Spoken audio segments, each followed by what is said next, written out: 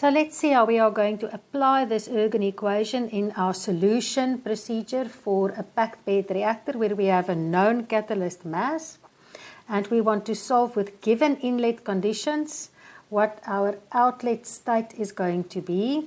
And of course, since we know the inlet molar flow rate, of course we are going to use this gas phase reaction as our example. We know the inlet molar flow rates of each of our components in the system, so I can calculate my initial total molar flow rate, and I know my inlet pressure for this scenario. Note that the rate equation is specified on a mass basis. That's why we use this little accent sign there. So if I have my mole balance, I should remember, if I just want to substitute mole balance for component A, if I just substitute that rate, mass is my independent variable. But now my Ergun equation, the independent variable here is the length along the reactor. So I have to convert this so that I can use the same independent variable for each of my differential equations. More on that a little bit later. If I now want to use solve IVP, solve initial value problem in Python as my numerical solver, I first have to write a function that returns all the differential equations that solve IVP must solve. So I'm going to define my PBR function and just remind myself that I'm going to use Z as my independent variable. First, your independent variable specified, and then talk about the variables. Of course, the variables for which I am going to use differential equations, because they are going to change along the length of the reactor. In this case, I am going to use the molar flow rates as well as the pressure. They are changing along the length of the reactor, and I've got a differential equation that I can use to describe them. I'm going to supplement that with some algebraic equations. So please note that some of you will be able to write these algebraic equations in terms of differential equations. For each differential equation that you are going to return, there must be an inlet variable and initial variable specified here. The important thing to remember is that I will have unknowns and I'm going to have equations. Whoops-a-daisy, equations. And these two must match so that my degree of freedom can be satisfied, and that's 0. Number of equations matches the number of unknowns. And equations can be either algebraic expressions or it can be differential equations. So the algebraic equations, why do I need them? I need to calculate the total molar flow rate, the algebraic equation 1, which allows me to calculate using the ideal gas law my volumetric flow rate. And remember, in this case, the temperature is not an unknown. We are still working with isothermal conditions, so that will be one of your constants that is specified before your equation where you solve for unknowns. Why do I need my volumetric flow rate? Because I need to calculate my concentration. And why do I need the concentration? Because I need to calculate the rate of change of A, and that is going to be K minus K dash times Ca. Of course, this once again is a constant in this scenario, and it's specified outside of my function. Now I can write my 3 differential equations. I'm lazy, I'm not going to specify the independent variable. So just remember my correction term over here. And of course I can write one for dF. It is minus, using the reaction stoichiometry. And then I am going to have my differential equation for the pressure. And here I'm going to substitute this entire Ergun equation. Right, so I'm going to have to do some work before I can substitute that so that I can calculate G, the inlet density. I will have to specify my porosity, bed porosity, and I am going to have to specify the catalyst particle diameter as constants before I start my integration procedure. And now, of course, from this function I must return a differential equation for each of the variables that I specified over here.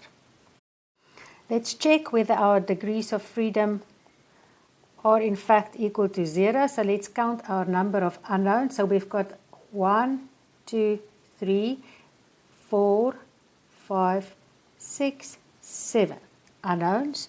And the number of equations that we have is 1, 2, 3, 4, 5, 6, 7. So all good. So in the example, we converted our mole balances to be related to an independent variable, the length of the reactor. But generally, we are going to use the catalyst mass. So we want to convert our Ergun equation to have mass as the independent variable along the length of my reactor. So of course, I now have to determine what is the mass of catalyst that is present in this small little slice. And that I can calculate by if I know the volume of that slice. So the volume will be the cross-sectional area of my bed multiplied by that small little length. So that will give me the volume of that slice. And of course, if I want to convert to a mass, I have to multiply a volume by a density. So which density will that be? Of course, I want to know the amount of catalyst per volume reactor. So I'm not interested in the density of that if I now think about the packing inside there. So let's say it's a steel-based or an iron-based catalyst. So I've got iron, and if I take the density of iron, what's 7,000 kilograms per cubic meter, I'm going to overestimate the amount of catalyst that's in here because it's not a molten piece of iron that's in there. It's got this porosity in between. That means that I've got a packing bed density, or packed bed density. So in fact, the density I have to use here is the bed density. So the bed density must be a function of, yes, what is the density of that catalytic material I'm using, and what is the open spaces, how much of the bed does it actually occupy. And the equation we are going to use, and this is the epsilon or the porosity of the bed we are going to incorporate here. It's not the catalyst porosity. So catalyst will have its own porosity because it may not be solid. But that density must describe the density of a catalyst wall if it's the material on its own. So the density we are going to use here is the bed density. We can now see, in order to convert this to be in terms of the mass of catalyst, I've multiplied the length, that's length sliced by 1 over bed density times cross-sectional area. And then, of course, I must do that on the right-hand side as well. So there's a term missing there. In order to correct, I must divide that term or multiply by 1 over bed density times cross-sectional area. And of course, this cross-sectional area is one of the design variables that you will be in control of in your design process because it is a function of your tube diameter. Right, so we all know that relationship for that cross-sectional area. So remember that the area now features there, and every time you calculate your flux, because the flux is the mass divided by the cross-sectional area, which is once again a function of your tube diameter.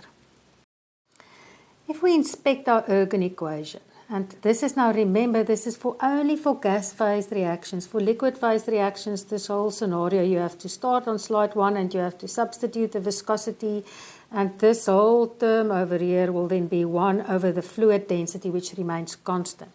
But for a gas phase, once we have now written our density in terms of pressures, flow rates and temperatures and the inlet density, we can group our Ergun equation into a portion, just remember the negative there, into a portion that remains relatively constant throughout the length of our reactor. So the mass flux definitely, because we've got steady state, mass doesn't change, inlet density is a constant, particle diameter is a constant, the bed porosity along the length of the reactor will be a constant. We can argue that the gas viscosity will change slightly because I have a different mixture. I may not just have FA, I may have some FB and FA, but we are going to neglect the changes in viscosity along the length of my reactor. So here I am actually going to use my inlet viscosity when I model that term. So we can then actually group these terms to calculate before we do our, go to our solve IVB function, that I can calculate a constant. So I can substitute all of these with one constant that I can calculate before I start to do any integration. Now, further inspection of these two parts of that term. So it will have a term that is related to the effect of the viscosity of my gas. So the viscous effects that will dominate in laminar flow conditions when the Reynolds number is less than 2000. And I've got a term, so that's the layer. How difficult is it for stuff to flow, layers of fluid across each other, which of course will be more difficult for syrup than for a gas in any case.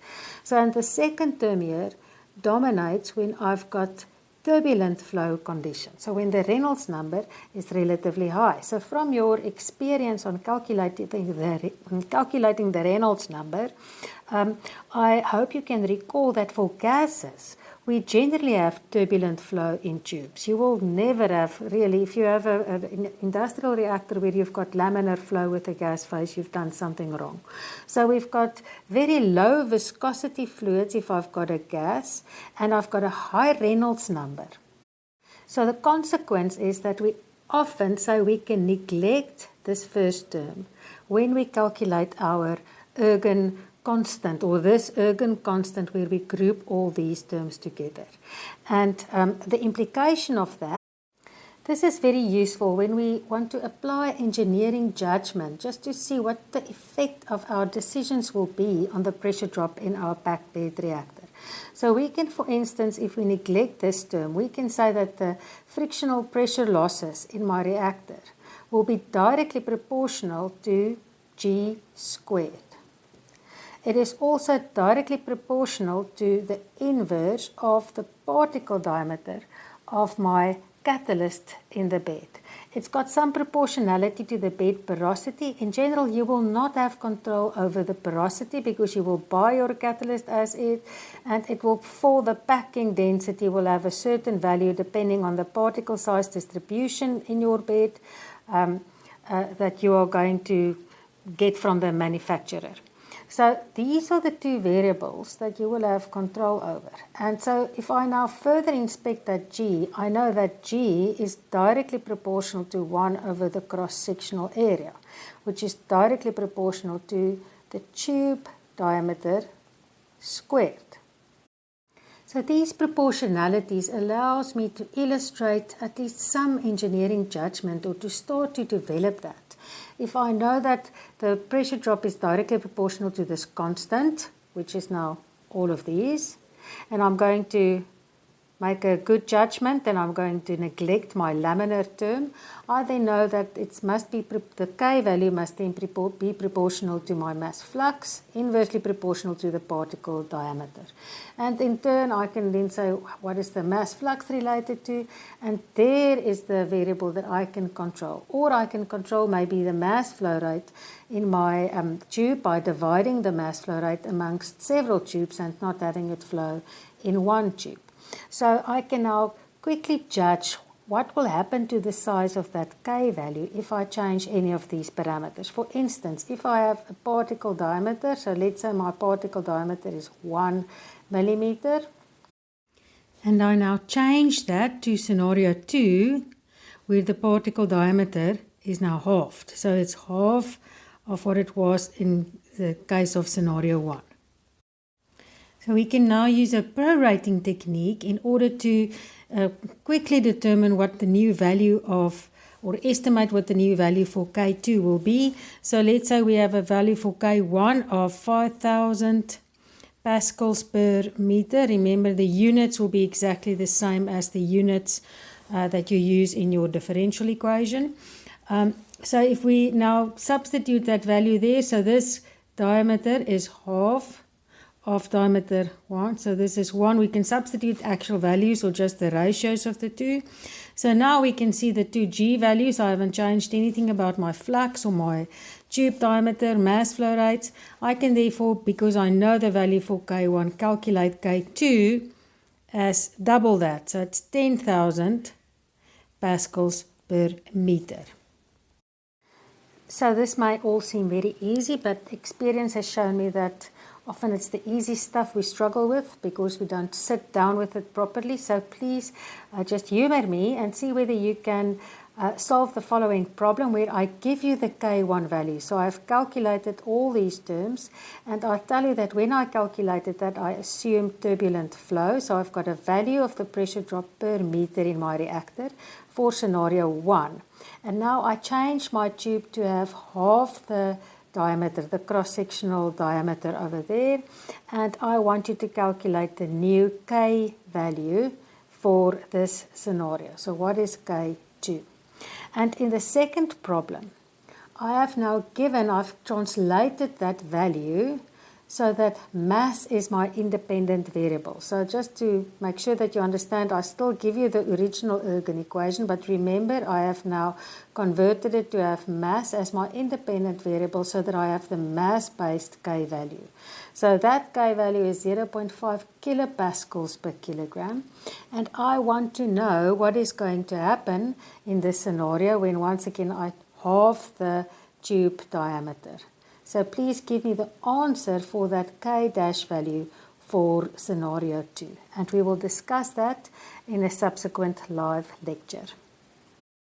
So just to clear up any potential confusion, these brackets of mine should actually start over there, because the dP dz will always have a drop in pressure. So K will have a positive value, but the equation, the differential equation, will be minus that K value times all the variables over here, variables and constants over there. So please, in this case as well, remember that the pressure must always have a negative slope as I change my independent variable.